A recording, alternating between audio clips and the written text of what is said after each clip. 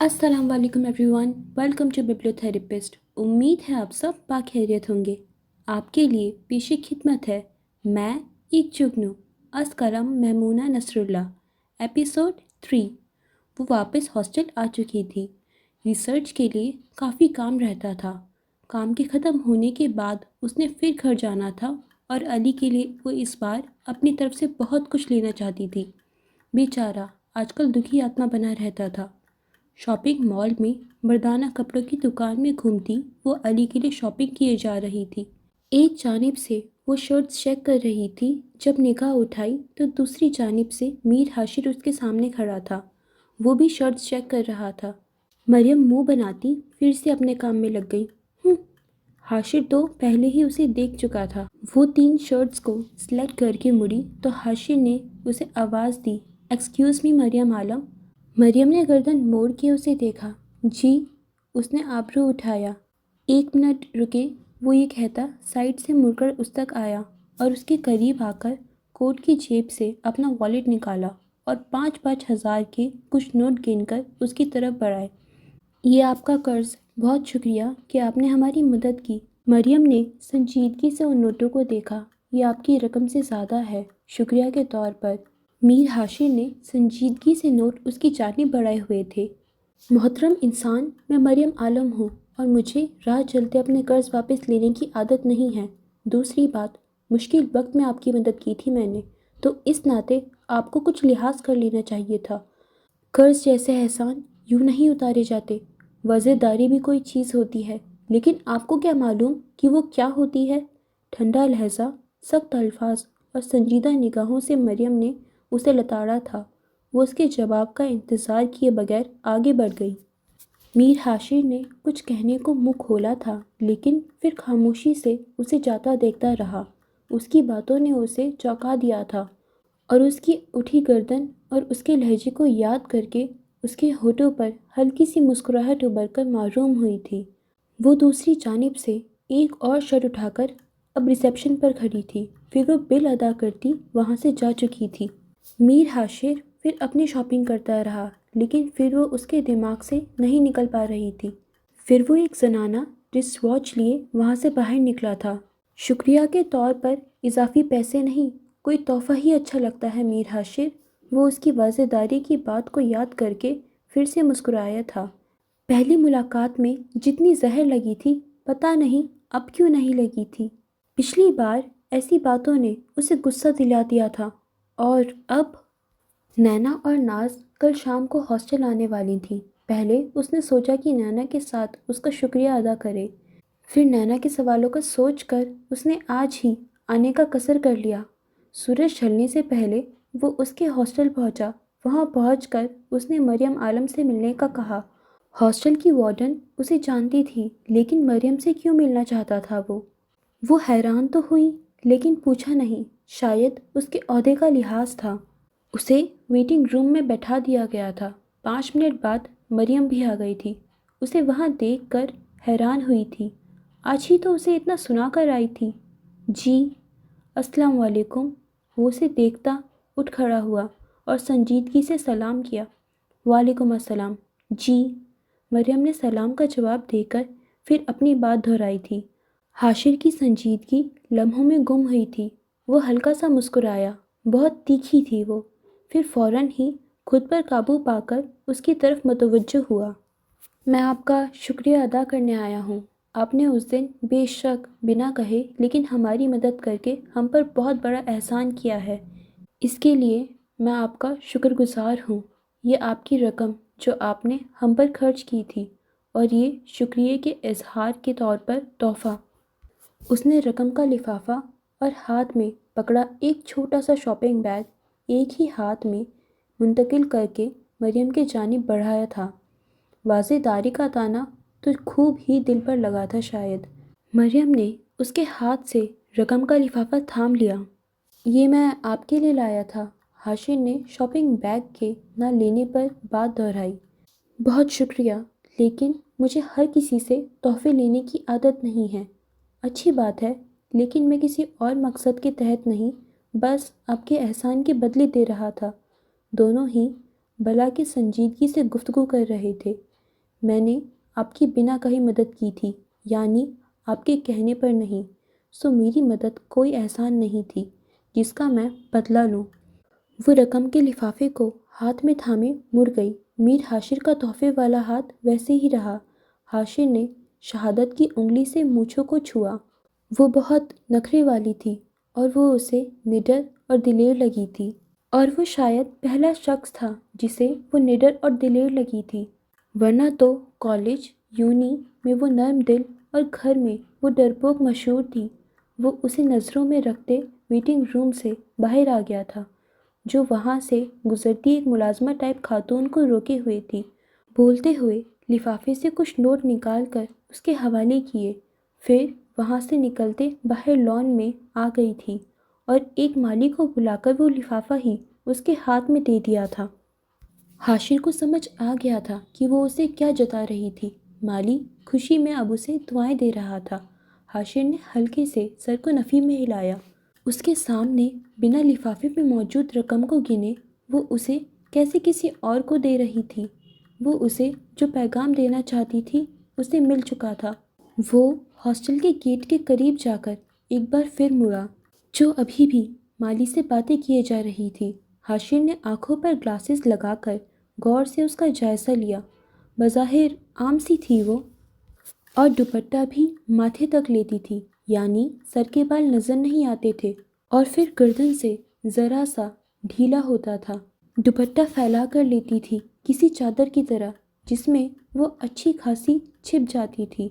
عموماً وہ اپنی خوبصورتی کو چھپا کر رکھنے والی لڑکی تھی اور پھر بہت عام سی لگتی تھی۔ میر حاشر نے اسے ابھی تک ایسے حلیے میں ہی دیکھا تھا، اور اس حلیے میں وہ کسی کو اٹریکٹ نہیں کر سکتی تھی سوائے اس کے۔ آج کے دن اس نے اپنی زندگی کا سب سے بڑا فیصلہ کر لیا تھا، اور پھر اس فیصلے کو سوچتے وہ مڑ کر چلا گیا تھا۔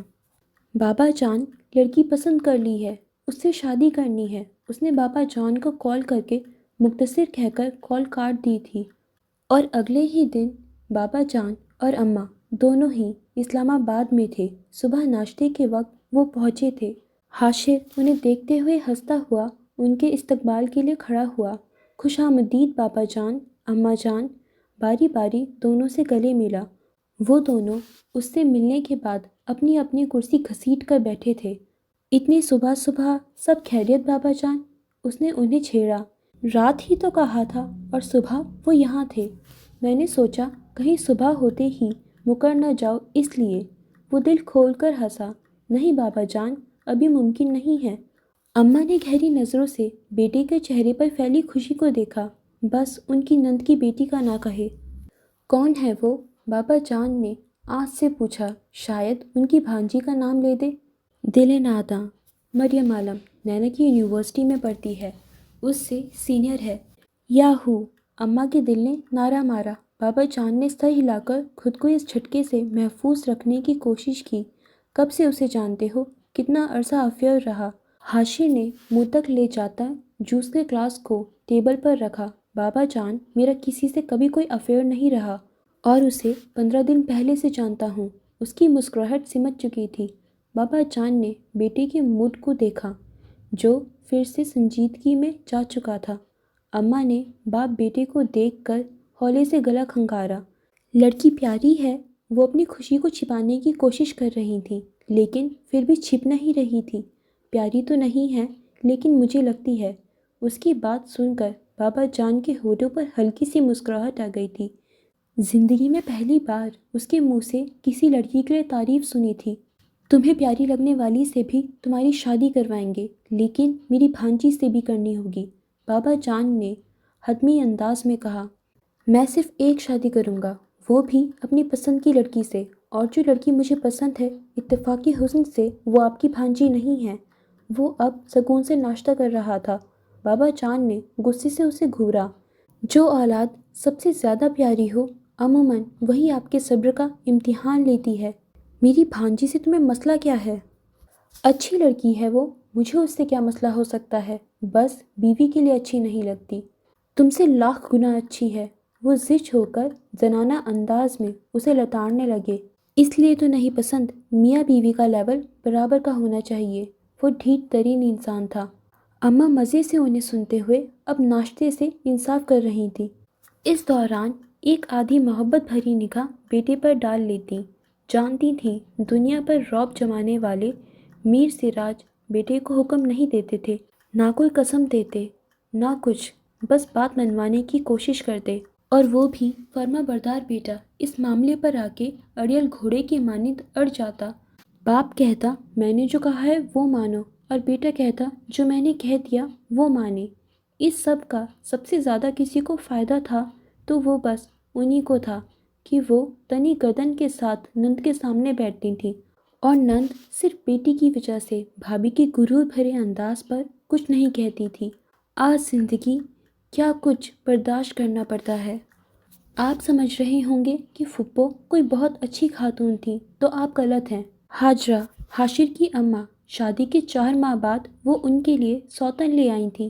یہ بات ان کے لیے دھچکا تھی، کیونکہ ان کے شوہر نے انہیں پسند کر کے ان سے شادی کی تھی، لیکن شادی کے بس 4 ماہ بعد ہی شوہر کی دوسری شادی نے انہیں بہت بڑا دھچکا دیا تھا، اور وہ یہ بات کبھی نہیں بھول سکتی تھیں کہ یہ شادی ان کی نند نے بڑی کوششوں سے اپنی خالہ زاد کے ساتھ کروائی تھی۔ اگر پہلی شادی کو چند سال گزرنے کے بعد وہ دوسری شادی کرتے تو شاید اتنا دکھ نہ ہوتا۔ بس 4 ماہ اور صنم بے وفا نکلا۔ پھر جب حاشر پیدا ہوا تو 2 ماہ کے فرق سے اس کا سوتیلا بھائی پیدا ہوا تھا۔ ہاجرہ کو اگر کوئی بات اپنی خوش بختی لگتی تھی تو وہ بس یہی کہ ان کے بیٹے سے میر سراج ٹوٹ کر محبت کرتے تھے۔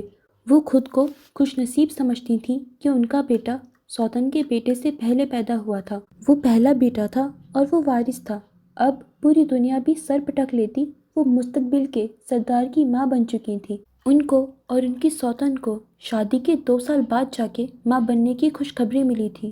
خوشخبری چند دنوں کے فرق سے ملی تھی، لیکن کچھ مسئلوں کی وجہ سے ان کے یہاں بیٹے کی پیدائش پہلے ہو گئی تھی۔ بس اس دن سے وہ جان گئی تھیں دکھ جتنے بھی ہوں ان کا سویرا ہے۔ اور اصل ٹھنڈک تو تب پڑی تھی کلیجے میں جب ان کے شوہر نے تیسری شادی کی تھی۔ اس دن انہوں نے جشن منایا تھا۔ ناز کی ماں صدمے میں تھی کہ ان پر تو اب سوتن آئی تھی۔ اس وقت بھی اماں مزے سے باپ بیٹے کو سن رہی تھیں۔ ان کا بیٹا میر سراج کی کمزوری تھا۔ وہ تو چاہ کر بھی حاشر پر غصہ برقرار نہیں رکھ سکتے تھے۔ وہ اس دنیا کا واحد انسان تھا جو انہیں اپنی جان سے بڑھ کر تھا، اور یہ بات میر حاشر کو معلوم تھی، سو وہ باپ بیٹے ہمیشہ کی طرح دلائل سے ایک دوسرے کو قائل کرنے کی کوشش کر رہے تھے۔ بابا جان محبت اور بے بسی سے، حاشر نرمی اور بے نیازی سے۔ وہ اسے غصہ دلا کر اس بات کو اس کی ضد نہیں بنانا چاہتے تھے، اور وہ انہیں غصہ دلا کر ان کا دل نہیں دکھانا چاہتا تھا۔ وہ اپنی اپنی ٹرمز پر اس بازی کو کھیل رہے تھے جس میں زیادہ جیت کے امکان حاشر کے تھے۔ ٹھیک ہے، تمہاری پسند آئے گی تو میری پسند بھی آئے گی، بابا جان نے آخری فیصلہ سنایا۔ نہیں، صرف میری پسند ہی آئے گی، کیونکہ مجھے ایک ہی شادی کرنی ہے۔ اگر میری پسند نہیں تو تمہاری بھی نہیں، کوئی مسئلہ نہیں، میں ویسے بھی شادی کو زیادہ پسند نہیں کرتا۔ ڈھیٹ ابن الڈھیٹ۔ کچھ لو اور دو کا اصول چلتا ہے دنیا میں۔ بالکل چلتا ہے، لیکن کیونکہ آپ میرے والد محترم ہیں اور والدین اولاد کے لیے بے غرض ہوتے ہیں، سو آپ میری مانیں گے اور دنیاوی اصولوں کو بھول جائیں گے۔ ایم آئی رائٹ؟ اماں نے تو باقاعدہ جھوم کر سر گھمایا۔ شاباش میرے شیر۔ بابا جان نے انہیں گھور کر دیکھا۔ بہت اعلیٰ قسم کا پراٹھا بنا ہے، سواد آ گیا۔ انہوں نے پھر مستی میں سر کو دائیں بائیں گھمایا۔ حاشر نے مسکراہٹ ضبط کرنے کو دونوں ہونٹوں کو دانتوں کے نیچے دبایا۔ اماں تو بس حد ہی کرتی تھیں۔ بابا جان نے سر جھٹک کر اماں سے رخ پھیرا۔ پتہ نہیں کب اس عورت کا دوسری شادی والا غصہ اترے گا۔ حاشر کو گھورا۔ کاش کہ اس پر غصہ کر سکتے، بلکہ غصے میں حکم دے دیتے، پھر چاہے سر پٹکتا رہے، لیکن وہ بھی تو ان کی ضد کے بعد اپنی ضد بتا چکا تھا۔ بگڑی ہوئی لاڈلی اولاد۔ وہ بے بسی سے بیٹے کو دیکھ رہے تھے۔ ان کے جیسا ضدی اڑیل تھا، پتہ نہیں وہ کس پر آ کے نرم ہوتا۔ ابھی تک تو اسے جھٹکانے والا کوئی نہیں تھا، جب تمہارا بیٹا آئے گا تو احساس ہوگا کہ ضدی اولاد پر کیسے غصہ آتا ہے۔ میں بھی اسی کے آنے کا انتظام کر رہا ہوں، لیکن آپ ہیں کہ اسے آنے ہی نہیں دے رہے۔ وہ مزے سے بولا۔ بابا جان کو بیک وقت غصہ اور ہنسی آئی۔ کیسا ضدی بیٹا پیدا کر لیا تھا۔ اماں کی خوشی کا عالم تو بیاں سے باہر تھا۔ جب ہاشم نے کہہ دیا تھا کہ ان کی نند کی بیٹی بہو نہیں بنے گی تو مطلب نہیں بنے گی۔ مجھے ایسی کسی عورت سے شادی نہیں کرنی جس سے شادی کے بعد مجھے پھر دوسری شادی کرنی پڑے، یعنی کہ میں ایک ہی بار شادی کروں گا اور اپنی پسند سے کروں گا تاکہ بار بار یہ جھنجھٹ نہ پالنا پڑے۔ بابا جان کے بعد اب جاذب تھا۔ جاذب اس کے کمرے میں بیٹھا تھا۔ وہ بھی بابا کی طرح یہی کہہ رہا تھا، کوئی مسئلہ نہیں، اپنی پسند بھی کر لیں اور بابا کی بھی مان لیں۔ یار ادا، آپ کو دوسری شادی سے کیا الرجی ہے؟ بابا جان مجھ سے کہیں، میں تو 100 جان سے پوری 4 کرنے کو بھی تیار ہوں، اس لیے تو وہ نہیں کہتے۔ مذاق ایک طرف ادا، بتائیں نا آپ کو دوسری شادی سے کیا مسئلہ ہے؟ بابا جان کی دوسری شادی کی وجہ سے اماں کو ہمیشہ روتے دیکھا، ان کے دل سے یہ تو کبھی نہ گیا۔ میں نہیں چاہتا کہ میں اپنی ذات سے کسی کو یہ تکلیف دوں، بس ایک ہی بار اچھی لڑکی لے آؤں۔ ہاشم نے پہلی بار اس بات کی وجہ بتائی تھی۔ تو پلوشا سے کر لیں، اچھی تو ہے۔ جاذب نے بابا جان کی بات دہرائی۔ میں نے کب انکار کیا کہ اچھی نہیں ہے؟ وہ بہت اچھی لڑکی ہے، لیکن ضروری نہیں کہ دنیا کی ہر اچھی شے سب کو اچھی لگے۔ وہ مجھے نہیں پسند، بات ختم۔ ویسے ادا، یہ بات تو چلے سمجھ آ گئی، لیکن آپ نے کبھی کوئی گرل فرینڈ کیوں نہیں رکھی؟ یہ سمجھ نہیں آئی۔ جاذب نے توک نکالتے ہوئے پوچھا۔ اگر جو بڑے بھائی کا موڈ آن ہو جاتا تو خیر نہیں تھی، انسان ہوں، جانور تو نہیں کہ ہر جگہ منہ مارو۔ جاذب کو لگا خصوصاً اس کو سنایا تھا ادا نے۔ جانور والی کیا بات؟ بندہ ملتا ہے، دیکھتا ہے، بات کرتا ہے تو سمجھ لگتی ہے کہ کون لائف پارٹنر بنانے کے قابل ہے۔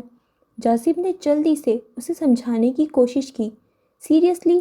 ہاشم نے اسے دیکھ کر آبرو اچکایا۔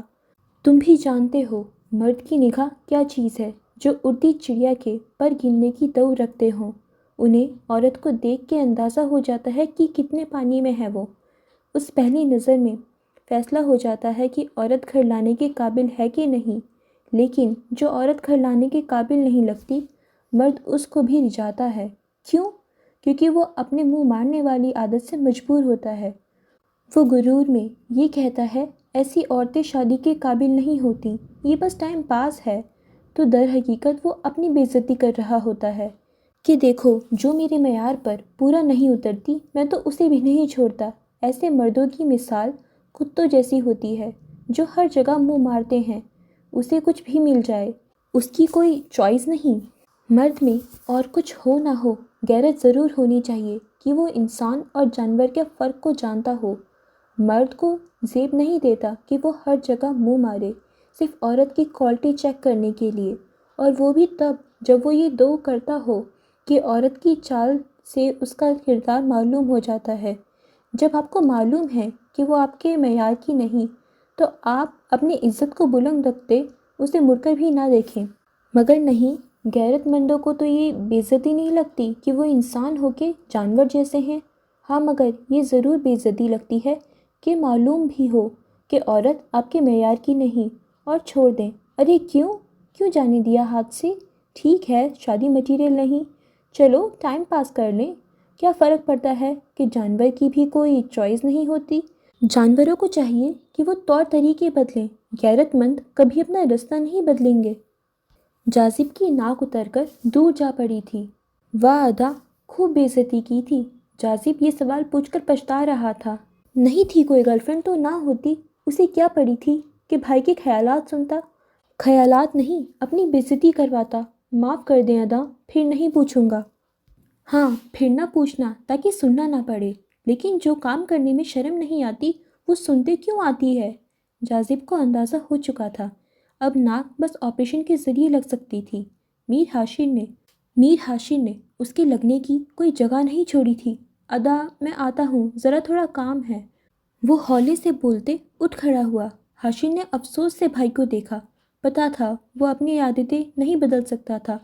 ہر آئے دن نئی لڑکی، کہ لڑکیاں تو خود آ کے پھنستی تھیں، تو وہ انکار کر کے بےغیرت کیوں بنتا؟ اتنے دن اس کے ساتھ مغز ماری کرنے کے بعد بابا جان کو معلوم ہو چکا تھا اس نے بات نہیں ماننی تھی۔ پھر فیصلہ کر کے ادھی زہرا کو اسلام آباد آنے کے لیے بلاوا بھیج دیا تھا۔ ادھر مریم اپنے ریسرچ کا کچھ کام ختم کر کے گھر جانے کی تیاریوں میں تھی۔ بابا جان اور اماں نے کافی دنوں سے یہاں ڈیرا ڈالا ہوا تھا۔ ناز تو ابھائی گھر چلی گئی تھی، نانا کو اماں کے ساتھ واپس جانا تھا، تو اسلام آباد والے گھر میں فی الحال خوب رونقیں تھیں۔ وہ سب بھائی بہن بہت خوش تھے کہ ادا شادی کے لیے مان گئے تھے۔ ایک بابا جان ہی پریشان سے پھر رہے تھے اور ان کا بیٹا ذرا بھی ترس نہ کھاتا کہ بابا جان سے یہ ہمدردی پلوشا کو ساری عمر کے لیے اس کے سر باندھ سکتی تھی، اور حاشر کے خیال سے بابا جان کے لیے ساری زندگی بیٹے کو خوش دیکھنے کے لیے یہ ضروری تھا کہ یہ چند دن پریشانی میں گزار لیتے۔ خیر تھی۔ پھپھو زہرا اگلے دن آن پہنچی تھی۔ پہلے تو بابا جان نے اکیلے ان سے بند کمرے میں میٹنگ کی تھی۔ وہ تو یہ سنتے ہی ہتے سے اکھڑ گئی تھیں کہ حاشر نے صاف لفظوں میں انکار کر دیا ہے۔ تم نے مجھے زبان دی تھی کہ میری بیٹی تمہاری بہو بنے گی، تو میں کب انکار کر رہا ہوں؟ میری ہی بہو بنے گی، لیکن رقیہ اس کی ساس ہوگی۔ کیوں، تم نے سرداری رقیہ کی بیٹی کو دی ہے؟ وہ بھڑک کر بولی، ادھی میرا دماغ خراب مت کرو، جو کہنا تھا کہہ دیا۔ تمہیں ذرا بھی اپنی زبان کا پاس ہے؟ تم نے کہا تھا کہ سردار بیٹے سے میری بیٹی بیاہ ہوگے۔ ہاں کہا تھا، مگر نصیب کی بات کہ پورا نہیں ہو سکتا۔ وہ افسوس سے بولے، کیسے بلوچ ہو جسے اپنی زبان کا پاس نہیں؟ لوگ تو زبان کا پاس رکھنے کو جان تک دے دیتے ہیں۔ وہ چیخ اٹھی تھی۔ اسی وقت کمرے میں حاجرہ داخل ہوئی۔ وہ اطمینان سے چلتی نند کے بالکل سامنے صوفے پر جا بیٹھی۔ تو ادھی زہرا، آپ یہ چاہتی ہیں کہ آپ کی بیٹی کے لیے میرے شوہر یا بیٹی میں سے کسی کو مرنا ہی کیوں نہ پڑ جائے، مر جائیں، مگر آپ کی شہزادی لازمی میرے بیٹے سے ہی بیاہی جائے۔ خیر ہے، آپ اتنا احتجاج کر رہی ہیں، کہیں آپ کی بیٹی نے میرے بیٹے سے دل تو نہیں لگا لیا؟ منہ نوچ لوں گی میں تمہارا۔ وہ غصے میں اٹھ کر حاجہ کی طرف آنے لگی، لیکن میر سراج نے اٹھ کر بہن کو بازو سے پکڑ کر دوبارہ بٹھایا۔ کوئی جھگڑا کرنے کی ضرورت نہیں ہے، بیوی کو سمجھاؤ یہ بات۔ وہ تنفر سے رخ پھیر کر بولی، کیا سمجھائیں گے؟ کچھ غلط تو نہیں کہا؟ حاجرہ بیوی کو تو زندگی اب صحیح معنوں میں موقع دے رہی تھی۔ حاجرہ تم جاؤ۔ میر سراج نے بیوی کو گھورا۔ وہ فاتحانہ نگاہوں سے نند کو دیکھتی باہر چلی گئی تھیں۔ وہ گہری سانس لیتے بہن کی طرف متوجہ ہوئے جو ابھی تک رخ پھیرے ہوئے تھیں۔ ادھی زہرا، اب بتائیں میرے کس بیٹے سے آپ پلوشا کی شادی کروانا چاہتی ہیں؟ ادھی زہرا نے بھائی کو دیکھا تو آنکھیں نم تھیں۔ میں مجبور ہوں ادھی، حاشر مان جاتا تو مجھے اپنی بھانجی سے بڑھ کر کون تھی؟ تم حاشر کو مناتے تو مان جاتا، حکم دیتے، کوئی قسم دیتے، ایسے مجبوری ظاہر کر رہے ہو جیسے بڑے کوئی نرم دل اور دوسروں کی ماننے والے رہے ہو۔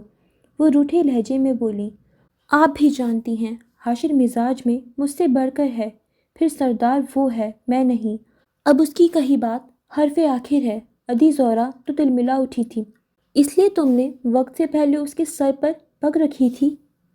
اوکے فرینڈز، آج کے لیے بس اتنا ہی، باقی بات نیکسٹ ایپیسوڈ میں۔ تب تک کے لیے اب جلدی سے ہمارے چینل کو سبسکرائب کر لیجئے اینڈ ہمارے انسٹاگرام پیج کو فالو کر لیجئے۔ خدا حافظ۔